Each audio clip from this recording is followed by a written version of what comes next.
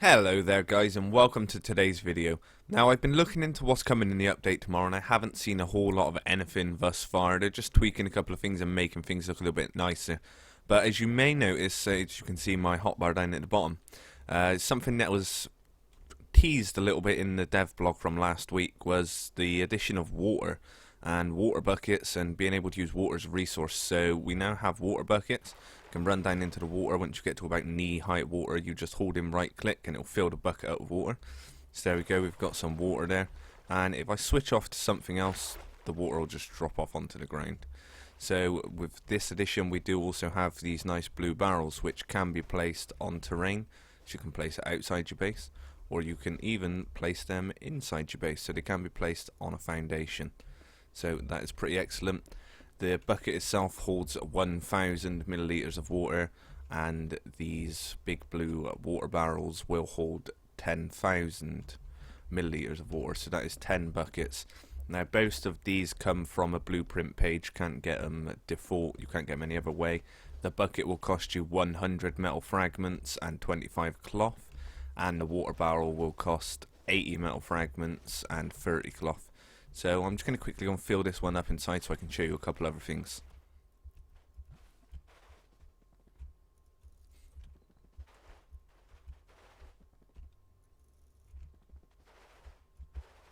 I have also just noticed that I am making quite a big mistake here by going into here and clicking on this and putting give.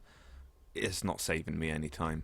All you do need to do is just walk up to it and throw the water at it, and if we look inside it, we'll put it all in there.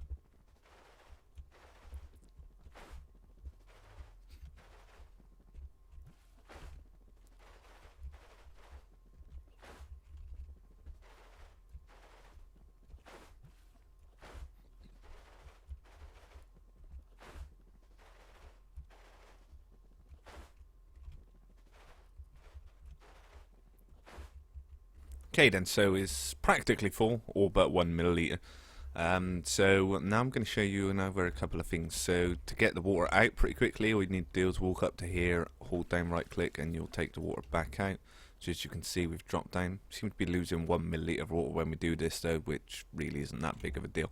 So the first thing that you can do is, if you light a campfire, throw the water over it.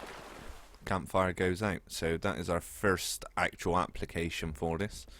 And if we go for another application for this, if we just shoot an incendiary rocket, so someone's trying to raid our base with incendiary rocket, so all we're going to want to do, put out as quick as you can. It should take 2 buckets of water or so to get this out.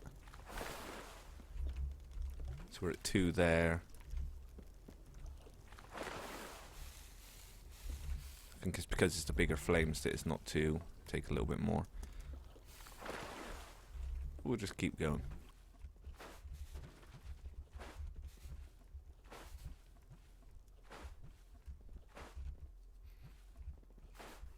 So as you can see, we did manage to put out the fire. I must admit, I'm not the greatest firefighter in the world, so I assume it can be done a lot quicker.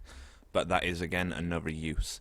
So I have checked over on Rustified, and Rustified have spoken to Helk, and Helk has confirmed that you will not be able to put the fires out on a helicopter crash site with the water. So we are not going to be able to get our loot quicker from the helicopter by throwing a load of water over the flames. You will still have to wait 5 minutes in terms of the helicopter. So I've got another little trick here now, and that is, if you use a large water catcher,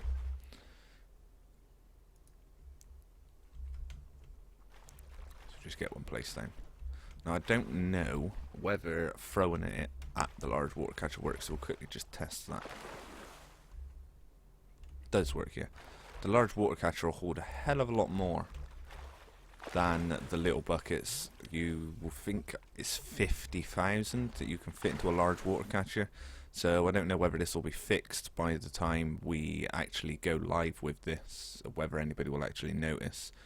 But we'll soon see with that. This will hold, I believe, 40 to 50,000 milliliters of water.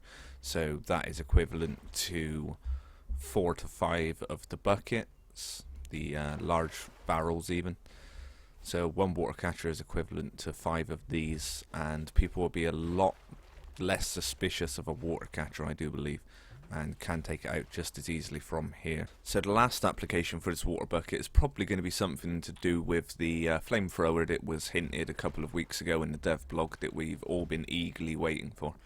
So I can only imagine that once flamethrower comes in, we're going to have a lot more fire spread in terms of wooden structures and using water to defend your base, especially in the early periods where you have a wooden base and you're not rocking a fully metal base, which isn't going to burn quite so easily. It will be a lot more prominent to have a couple of water barrels around your base so that you can easily defend from fire raiders.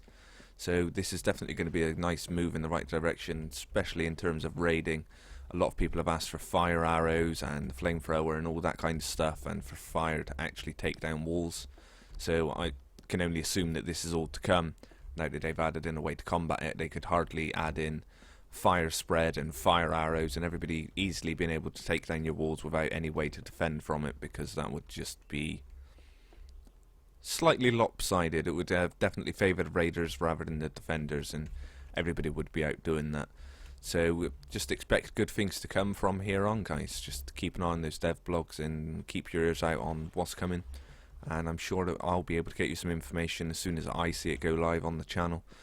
So thank you very much, guys. If you have enjoyed, please do hit that like button, and if you know anybody else that would be interested in having a look at these nice little changes, then please do share the video along to them. And if you'd like to see more update videos, any videos, all the content across my channel, then please do hit that subscribe button, guys. It means a lot to me. Thank you, guys. Have a good day.